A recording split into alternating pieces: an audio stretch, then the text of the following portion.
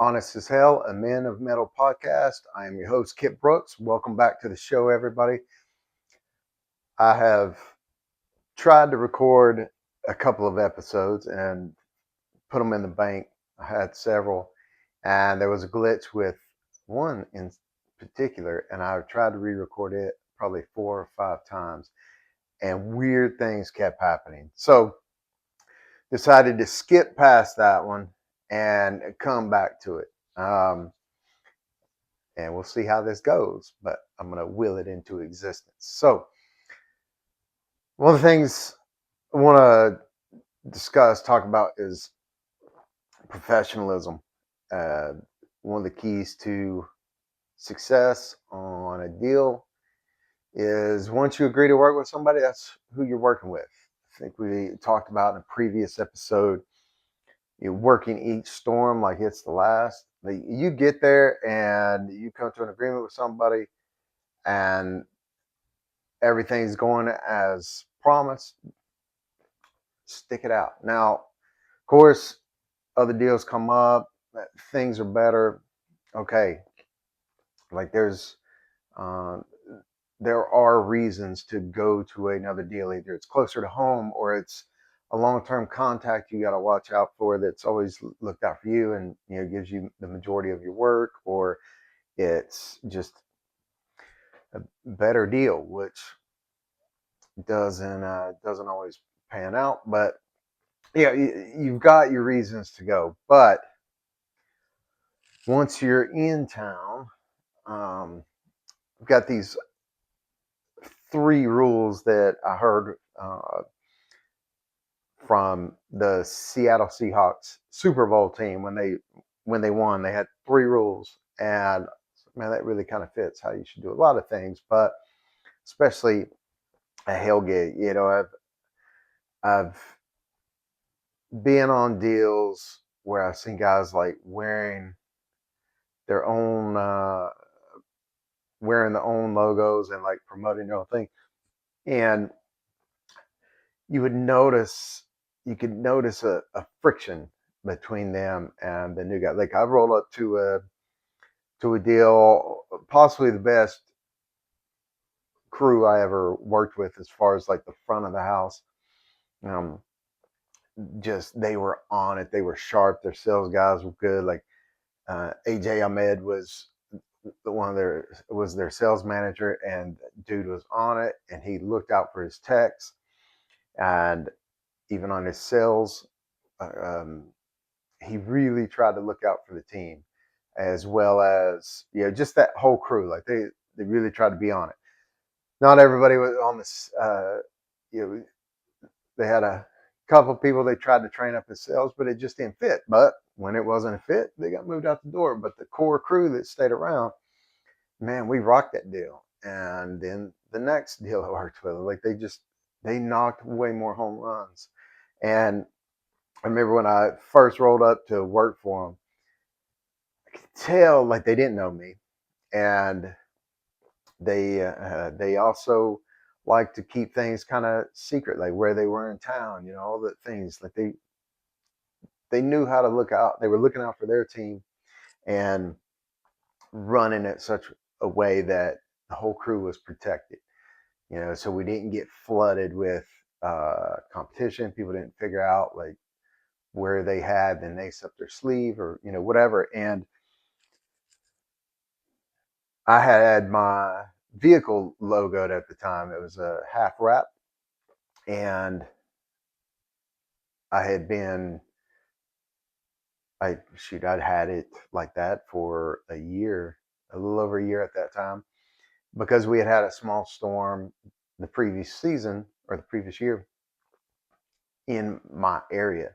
So I got it wrapped just for that, and then just kind of kept it on there because we got busy, and picked up some cars through the winter and everything else. But then season kicked off the following year, and it was just go go go, and I was like, the thing keeps paying for itself. It's like if I get a couple of extra leads out of it on a storm, great. Like funnel those in through whoever I'm working with, and I never thought anything of it. But also, I was used to working with people that knew me.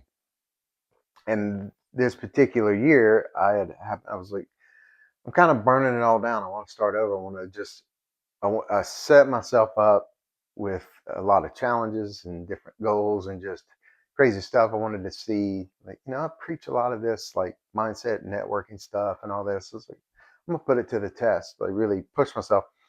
We actually talked about this on those of you who heard me way back in the day on PDR College Podcast. It turned out to be my best year, and they were one of the crews I worked for. The tech that I was tagging with when I first got brought into that deal and I came in to hold his spot, he knew me a little bit, but that was it. And I got in there, and shortly after, the tech I was holding the spot for, he went out of town for several weeks, traveling overseas for some family stuff. And I had a conversation um, with one of the owners running the crew, and they just kind of said something about my vehicle being logoed with my personal information on it. And I was like, told them, yeah, I just got it logoed last year and this is why. And then I was like, but any leads I get from it, I was like, oh, I'll bring here anyway. They were keeping me so busy, we didn't need any more leads. Like their sales crew, let's say, was on it. And just having to pick up on, like, they were still figuring me out because um, I was new. They've had a lot of different experiences in the industry, a lot of different weird stuff, shady stuff. They've had, people try to steal kind of their game plan and all this. Um, that all kind of came rushing in my mind afterwards. Like, man, I never really thought about that. But it's like, yeah, I've been on deals where somebody would be working on our team, have their own thing going on the side, and trying to just work with our crew, or work a spot to fund them, make some money, and see if they could get something going in the town, and then jump ship. And it's like, yeah, they think I did some mind reading. I don't suggest it. I should have questioned it, but I didn't. But actually, at the time, like, I didn't like having my vehicle logoed. I liked being able to just roll into town and nobody do anything. I've had friends' cars get broken into or vandalized by other dent crews and things. I like to kind of keep a secret and stay away from that stuff. So, um, so I'd been debating anyway about taking it off, and I know that was part of their thing. They like to set up in specific areas of the storm and do a pickup and delivery thing. And it's like, well, if somebody sees me right now and then they follow me, they kind of know the area we're at, which we were outside the storm. So it wouldn't have done them much good. But it was like, they can keep an eye on things. They can do something. They could, possibly mess with a customer's car. Like, who knows, right? There's all this crazy stuff that happens on the road. I personally have been jumped by a couple of people um, as part of a gang initiation, and they were just trying to rob somebody. I know dent guys that have gone in their room at a hotel, not even a motel, at a hotel, and somebody was hiding out in the hallway and, like, walked right into her room behind them, pistol whipped them, robbed them. Because word spreads about all this money going on with these hell repair guys. So, there is a dark side of this industry, and there's also a lot of jealous techs or jealous teams that'll go and steal people's signs, steal people's tools. Heck, I've had people on the team I'm on steal tools from me. So you got to keep yourself covered, and you got to cover the team. And after I had that conversation with one of the partners and just kind of thought about it a little bit, I had some downtime. I was going to clean up my truck anyway, so I pulled it in, peeled the wrap off, cleaned it up, and there was definitely a shift. Um, they were cool as could be with me before. I don't want to make it seem like they were, like, treating me differently, but there was a relaxation with them after that. And after they noticed it, like, they came out while I was doing it, and saw it, and after they got done with an adjuster, they came over. It's like, oh, you took it off, and I expressed why, and it just put them at ease, and we had a great relationship from then on. We had a good relationship going up to that point, but this like catapulted it, and they knew like I was there. I was understanding of the situation, and like I believe in the team vibe. If I commit to a crew, I think we talked about this on one of the other episodes. I just don't remember if it's one of the ones that actually the recording worked or not.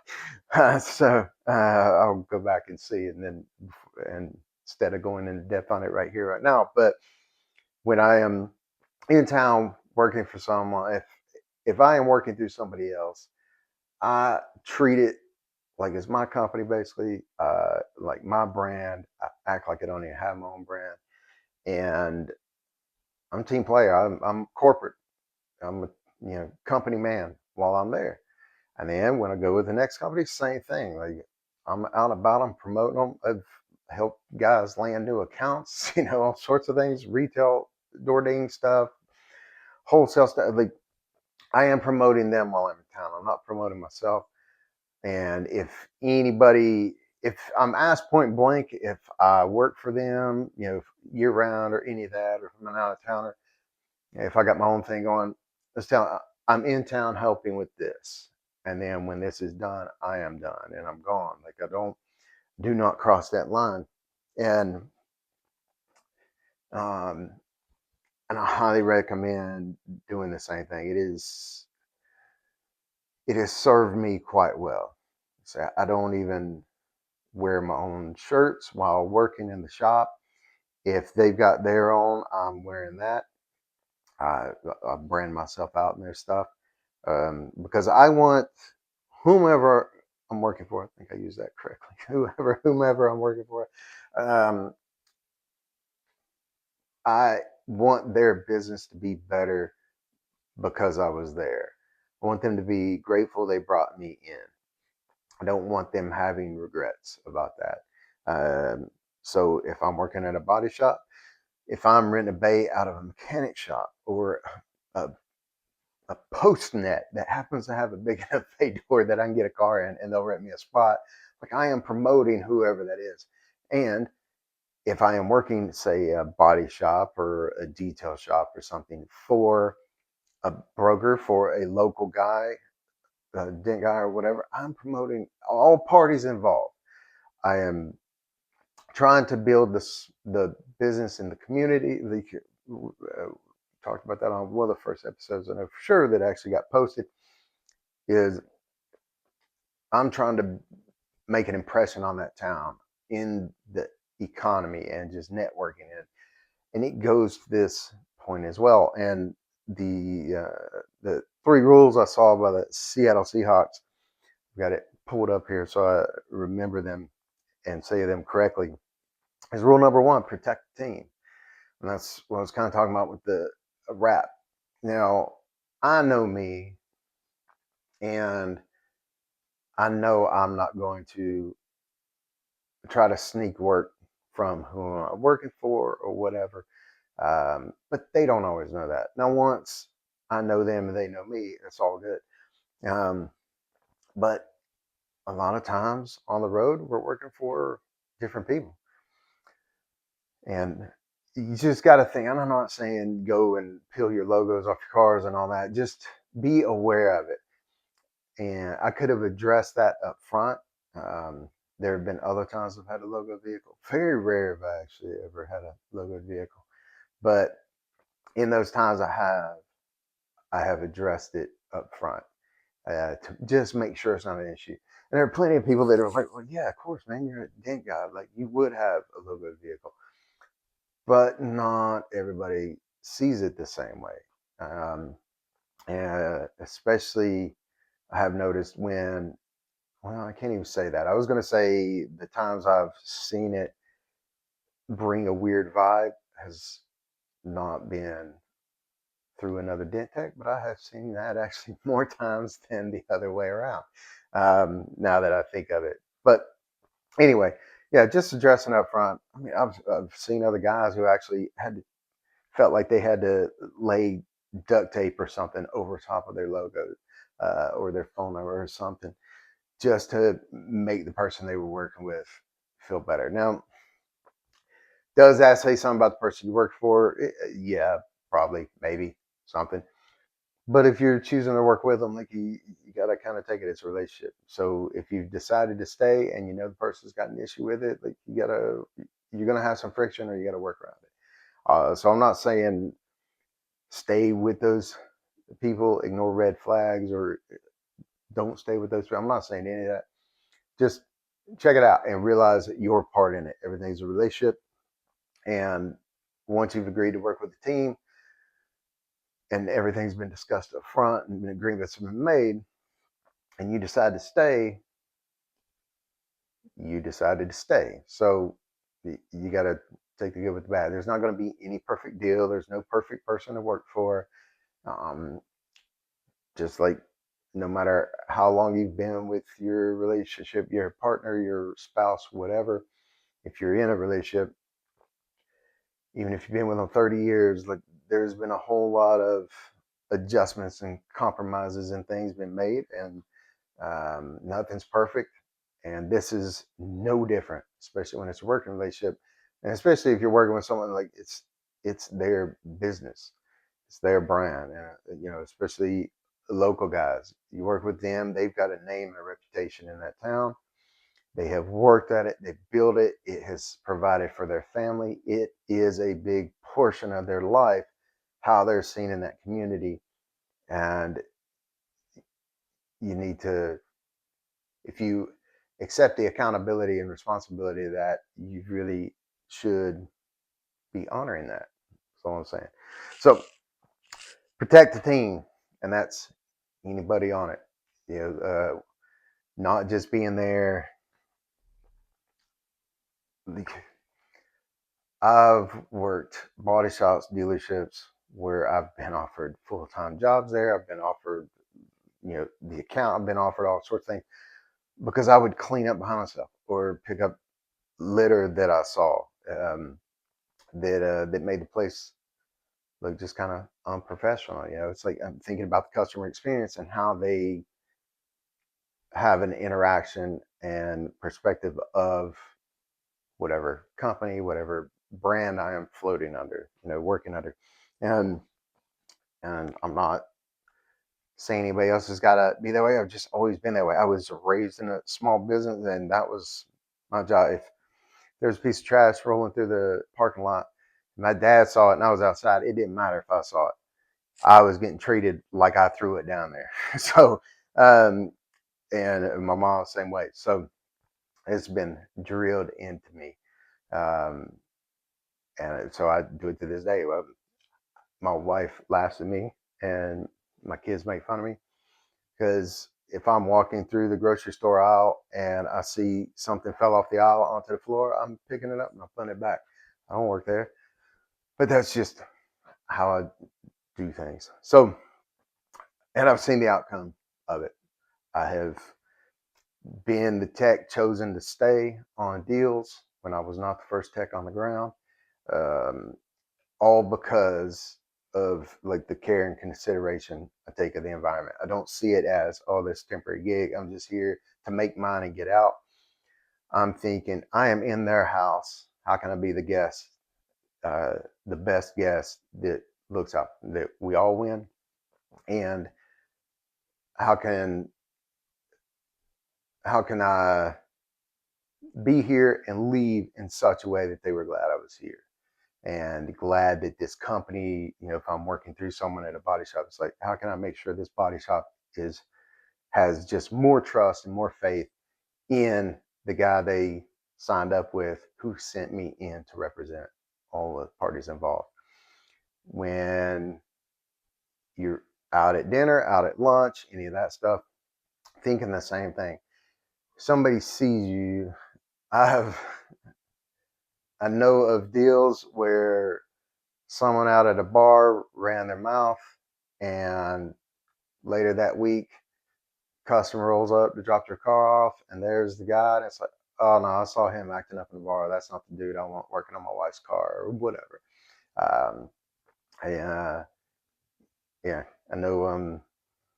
I know a different business, but an old training partner of mine who had to get involved with a situation, broke another guy's arm, breaking up the altercation and getting the guy to stop.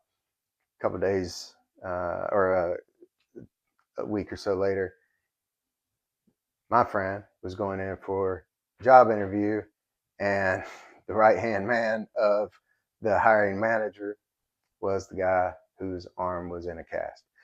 And my friend really needed that job and really wanted it. It was a really good position for him. It would have been great for his family. And he admitted before any of that had happened, he had some remorse about how far he took things.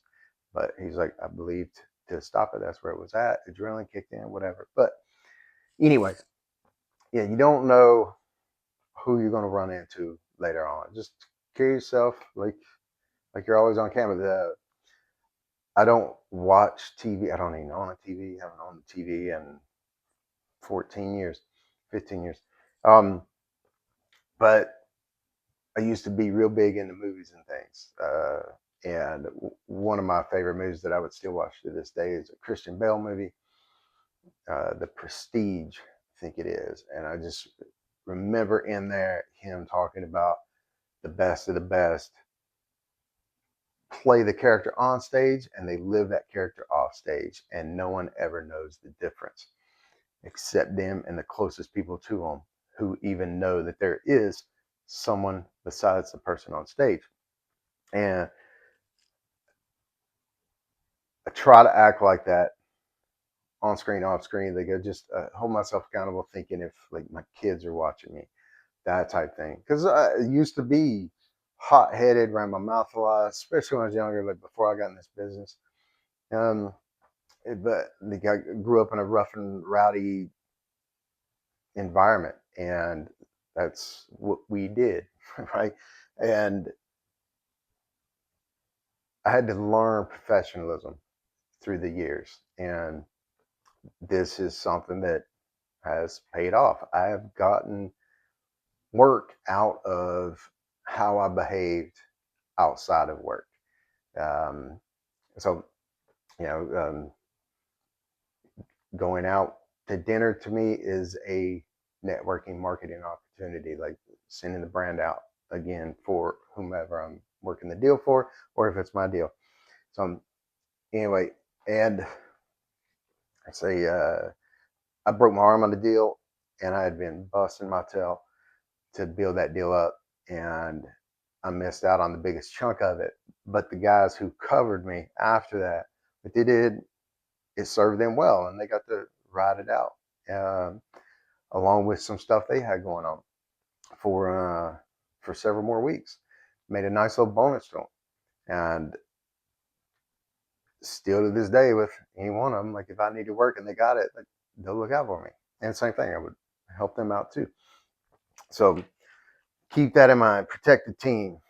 Rule number 2 of the Super Bowl winning Seattle Seahawks. I'm pretty sure they won this Super Bowl. I don't know. I don't follow sports. It's at least the rules that got on. They said got them to the Super Bowl. Rule number 2 is no whining, no complaining, no excuses. And again, if you've back to the idea of once everything's come to an agreement, you've decided to stay and work this deal. We talked about this on another one. If you agree to work for a broker, like you might not like everything, but once you agree to work on it, you like it from then on. And we all blow off steam. We all have hard days. Like this is a rough business. There's a reason why techs and everybody make the money they do. It comes at a price, right? There's challenges. There's not everybody can pull this off. Not everybody can tough it out to even get into this business, much less actually make it in this business. So we have hard times. We have rough days. We have crazy customers that are the whole reason they got their car dropped off is because they wanted to complain enough. They wanted to get it cleaned, fixed, and then pocket the money 100%. They feel like they're owed something. They're always trying to get somebody. There's the adjusters that no matter how fair and legit you're being, they want to treat everybody or every tech and dent company like criminals. It's like we run in all sorts of things, man. If we're dealing with humans, there's going to be some headaches. That's why they both start with H, and um, and that's all right. Like as long as you're the person, like I've had a lot of people come to me like from the outside in. I have to be careful with it, because I can joke about anything. I can laugh about literally, I think anything. I can find humor in just about anything, and as such, like I can talk smack about stuff and be having a good time, and it actually pulls me through, like enjoying it. There is some psychology to it. There's some scientific proof um, that there is a dopamine hit from that when used properly can get us through. And I've had other texts on the deal come up, man, I've been trying to be angry, but then hearing you talk about the things that are making me angry, but the way you talk about them and joke, it's like I can't even be mad at them. So I'm kind of mad at you for that, but I appreciate it. So uh, read the room, and if you are in a spot like that, like still just pay attention, because if a customer comes walking through, it's not the deal. It's not a good position to be in. But keep it all lighthearted. Don't actually get in the rut of complaining and legit just being negative and being pessimistic and just down. You're there. You're in control of your mindset, your thought process, and the things you say. No excuses. And if you are the bad apple in the bunch and you get booted, you need to just tip your hat, take it like a man, and go on. If you are pulling down the vibe, the energy of the shop, good deal, bad deal, it doesn't matter. Like guys are there, guys are trying to get through. And again, you agreed to be there. And I've been on plenty of deals where guys just keep complaining after agreeing to stay. And man, and yeah, it'd be a rough deal. But there'd be other guys on that deal that need it and don't have another option and need to pull through, but they're getting pulled down, be on deals where one guy's just running around everybody's bay trying to stir up drama. Don't be that guy. Um, just don't. You agreed to be there. If you can't say anything nice, shut the heck up, man. Just keep it to yourself. Um, get through it with a light heart and the best smile you can pull off. Not every deal is going to be a home run. Not every deal is going to be gravy. And in fact, it's most of the damage now just is beat up. Like that's just how it is. We got hard and annihilated. Like that seems to be about the only two options lately in the last couple of years. Like very rare of us seeing damage that like excited me to fix. Did it? I was like, oh man, it's just gonna be easy. Um, it's like every car I think I've worked on in the last 5 years hurts my shoulder just thinking about it. So it is what it is. And if you're able to actually fix that stuff, just be grateful for it. And if the deal's bad, if you can't be in some kind of positive place about it, then go get out.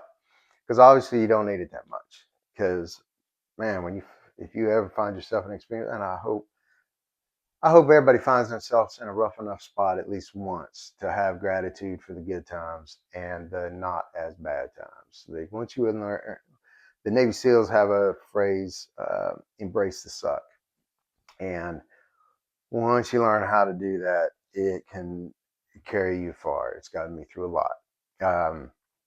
But yeah, have some fun, joke, keep it lighthearted, man. Keep it, like if I see another tech struggling, I go over and try to boost them up, man. We're all in there. I don't want to see anybody else get taken out by it, because that puts it in somebody else's head that, well, if that guy dropped, man, this might be worse than I think, and then maybe it'll take me out. And like keeping everybody boosted up, supporting each other, like it works out. Even though you're not making money off the other techs there, like it makes life better. I'm telling you, it will pay back indirectly. Um, so Yeah, no whining, no complaining, no excuses. Rule number 3. Let's recap. Rule number 1, protect the team. Rule number 2, no whining, no complaining, no excuses. And rule number 3, be early. I am almost always first person on the scene. I 365 days a year, I am up at 4 a.m. Technically 3:57, and I'm up and I hit the gym, and then go on about my day. So usually I'm at the shop before. Those that are watching on the video, another little glitch. I don't know what's going on with my recording stuff, but luckily I saw it this time, so I was able to switch to a different camera, and we're rolling on. So, and I'm sure it sounds a little different. I'm guessing between two totally different pieces of equipment, so I'll go ahead and address that. Okay, let's recap. So, protect the team is rule number 1. Rule number 2 is no whining, no complaining, no excuses. Rule number 3 is be early. One thing I want to cover on rule number 2, no excuses. If you mess up, own up to it. Own up to it up front. I am great at CYA. Whether the Y is me, whether I'm covering my own behind or I'm covering somebody else's. Like I'm good at like figuring out the R&I issue or plenty of other things. Pooled paint and the customer's gonna be here in like 2 hours, man, and we can't send it to the shop. The car's gonna total if we send it to the shop. Whatever. I'm good in those situations. I'm good in a whole lot. And whether I'm running the deal or I'm working the deal, it's like something happens and I've got you. Like tag me in and let's figure this out.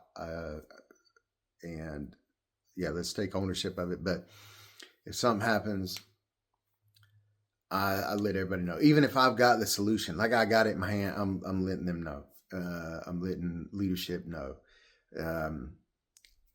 I didn't always do that.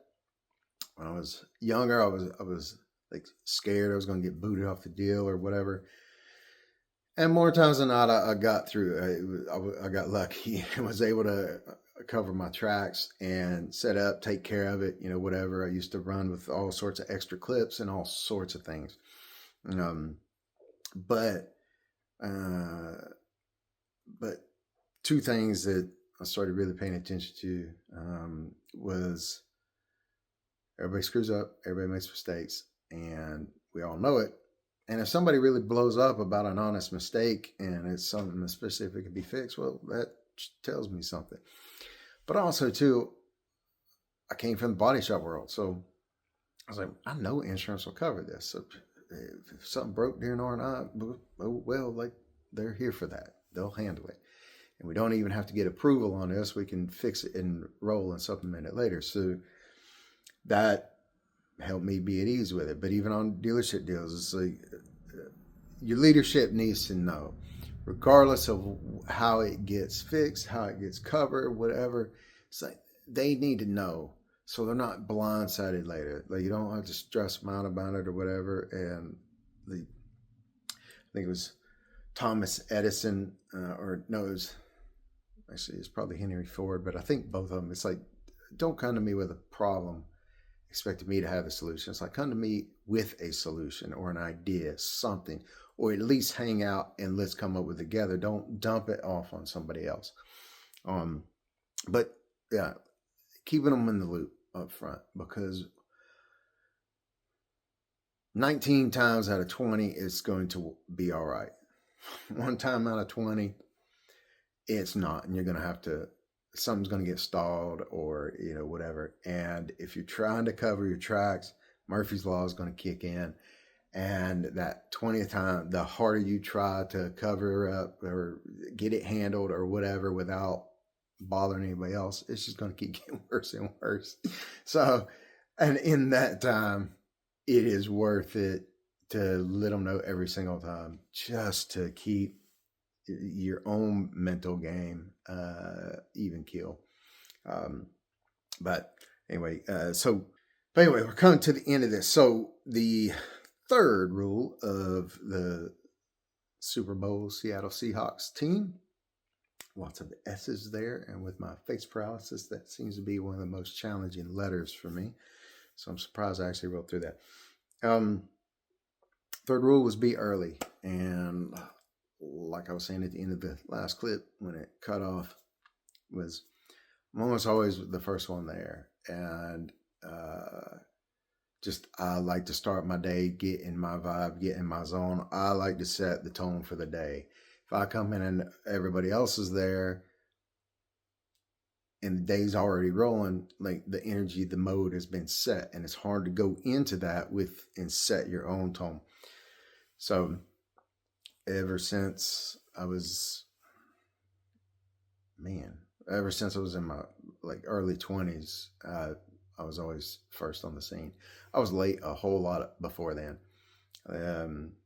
And then one day I just kind of realized like what I was putting out there. I realized that it's like, man, if I'm getting there, and everyone else is already going, I feel like I'm holding up the team, and I would feel flustered, kind of a little panicked, like I had to get in and catch up to them, even if I was still like on time, like not late for work. It's just everybody else showed up before me. It's like, man, they've already gotten in the groove. Like I got to catch up and get in with them.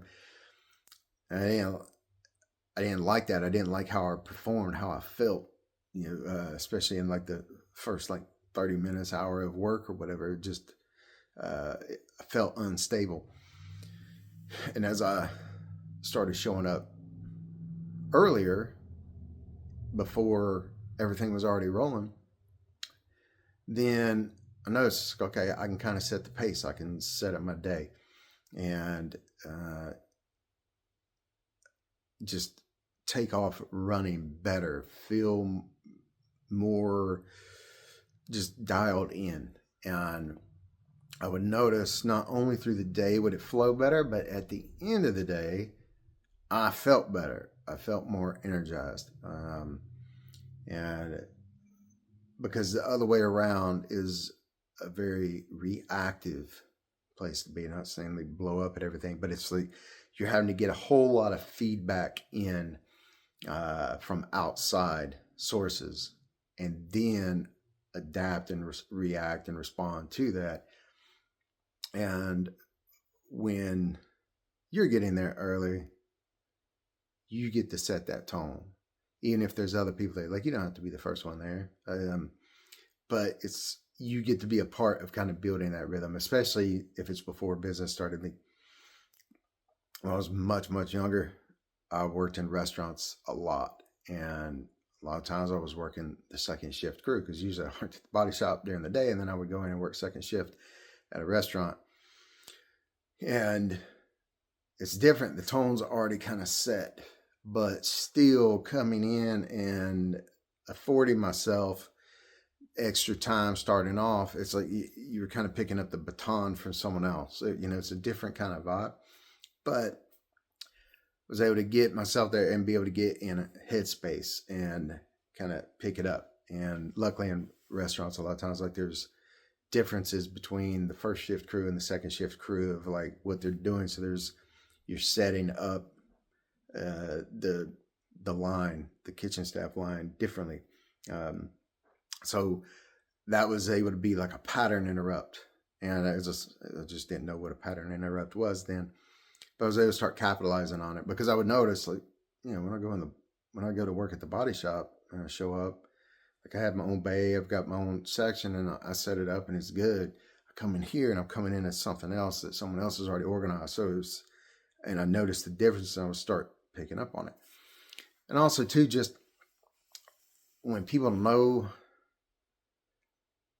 I have noticed a huge change and shift in interacting with people when you're working for them, whether it's the body shop or the broker or whoever, and you're one of the first ones there, and you make it consistent. And that's the biggest part, is just whatever time you do show up, whatever your day looks like, make your times consistent so they know it's much easier on them, instead of something comes up and they're running around looking for you. And it's like, Oh, I was at lunch. And so, well, man, it was like 3 o'clock in the afternoon. What are you doing at lunch? Well, I came in later, so I went to lunch later.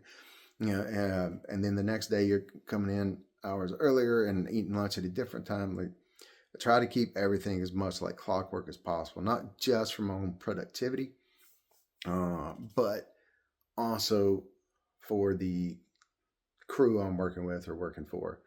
Um, Again, that just keeps everything flowing for everybody. They're not wasting time searching for you. They know pretty much where you're going to be at. And it's all these are seem really kind of small and minuscule, but I'm telling you, they make a big difference, especially for the leadership crew and just how they see working with you. There's enough chaos in this game that bringing that stability is comforting to whomever you're working with. Um, and things come up, you got to run out early. You let people know. I've, I've worked around plenty of techs that are like, man, I'm a grown man and I'm an independent contractor. I don't have to report to anybody. I go to lunch when I go to lunch. And it's not about asking permission. You're just letting them know, hey, I'm rolling out for a minute. I got to run up to the toy store, Harbor Freight, and for whatever, or I'm gonna run out and grab something to eat. You want anything? Like, it's just letting them know. Because again, I have worked with people that when they didn't know where a tech was, they'd get a little panicked. This has been more local guys than anything, but I've seen some brokers do it where they've had someone come up, set up, and then just kind of run off real quick. And they went to go check out something else and set up a different deal or get in with somebody else and leave the team A high and dry. I know one tech who does that quite a bit, and he's very confused why he doesn't get a lot of opportunities to work for the same person twice. Because the whole time he's there, the grass is greener everywhere else, and he's constantly looking for something else. And it shows up in how he's present, and he's slipping out to go collect other information and check something else out, check out another deal, see what this team's doing over here, and see what that dealership's damage looks like, see what this body shop's got going on. And it rocks the house, rocks the foundation the team's on, because they just don't know. So whether you're doing that or not, like, just let them know where you're going. Let them know what you're doing, so they know. Again, if they need something, they know you're not there, and they know to check with somebody else or handle it differently, whatever. And if I'm not sure I'm gonna work with somebody, like just last year, talked to someone I've worked with plenty of times before. I dropped my trailer at another person's shop who I knew I wasn't going to work for, but I'm friends with them, and they were just going to keep an eye on it. And I was like, I don't want to ride around town checking out everything with the trailer. And I told the person I did have a spot for, I was like, we're going to check out the area, go check out the other towns and decide what to do. And then he reached out to me a second time and then was filling me in on what he had, and then offered a little more formally this time, a spot, numbers and all. And I decided to take it. But I was up front with him about why I was in town and everything else, like what I was doing, what my plans were. My family was with me. I was letting him know about that. And it went gangbusters. Like, he ended up not bringing anybody else in just to feed me, because he trusts me 100%, which actually reminds me, I owe him a little bit of money because he overpaid. So he might not trust me as much right now. So you know who you are. If you're listening, I'm thinking about it. I need to reach out to you and get your bank information. Anyway, so yeah, just show up, be consistent, communicate, and that will build your reputation so much. And the reliability that people see in you just through that, just by understanding how you work, and they get to know you so much faster. Because again, we're all every town, every gig is a brand new business. Like, we've all been there 100 times, unless you're new into it.